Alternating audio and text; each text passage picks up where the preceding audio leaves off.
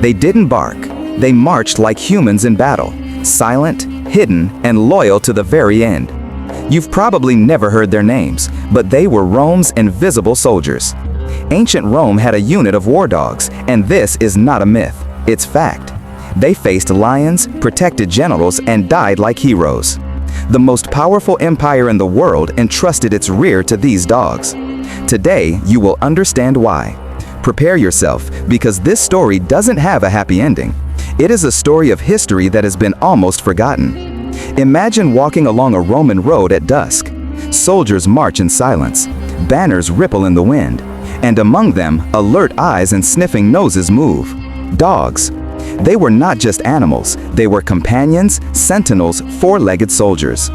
In ancient Rome, dogs were not merely valued, they were respected and honored. Among these dogs, one stood apart, Canis Pugnax, a true warrior of a dog, inheriting the strength and courage of the Greek Colossus.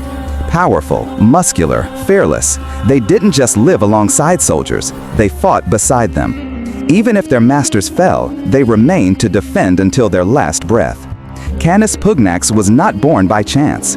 It was the product of carefully selected breeding, Greek Molossian dogs crossed with local breeds.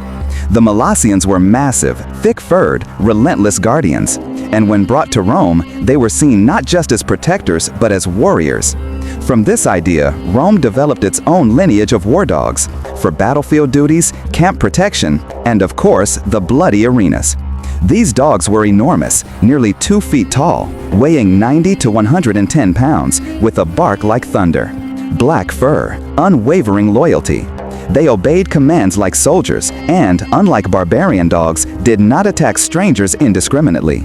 Pugnax dogs were trained to recognize scents, armor, voices, and gestures like true soldiers. Using dogs in war was not a Roman invention. Gauls, Germans, and Greeks had done it for centuries. But when the Romans adopted it, they perfected it to the extreme. Every new territory brought new breeds and new tactics. During campaigns in Gaul or Britain, they noticed dogs so fierce that they fought even after their masters had fallen. This sparked a new vision in Rome. Dogs could be used for war. At first, Canis Pugnax were stars of the arena, facing bulls, wild beasts, prisoners, and even gladiators.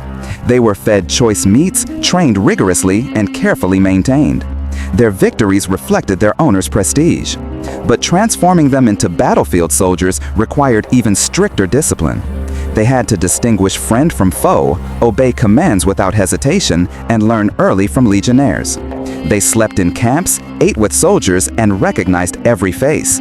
One mistake in combat could cost lives.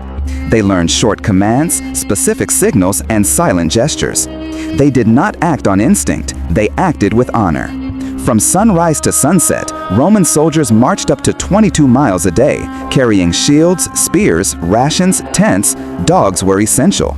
They warned of approaching enemies, barking deeply and guarding the camp's perimeter even at night. On the battlefield, they scouted ahead, detected traps, and hunted hidden enemies. Some charged with bronze-studded leather armor, their barks striking fear before the soldiers even attacked.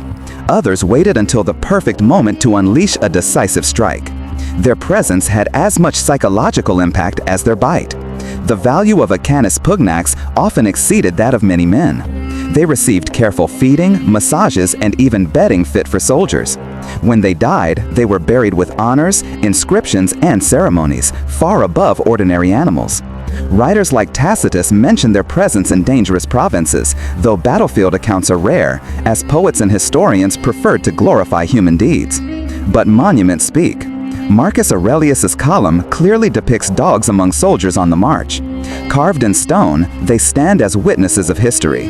Canis Pugnax were not merely animals, they were the silent, loyal, and fearless shadow of Rome. They didn't speak, yet they obeyed. They didn't give speeches, yet their actions roared louder than any senator. They remind us that the glory of an empire relies on those who protect from the shadows. They were dogs, yes, but as Roman as any centurion. Today, by remembering them, we restore some of the honor history denied them. They lived, they fought, they died for Rome, and through this story, they live again.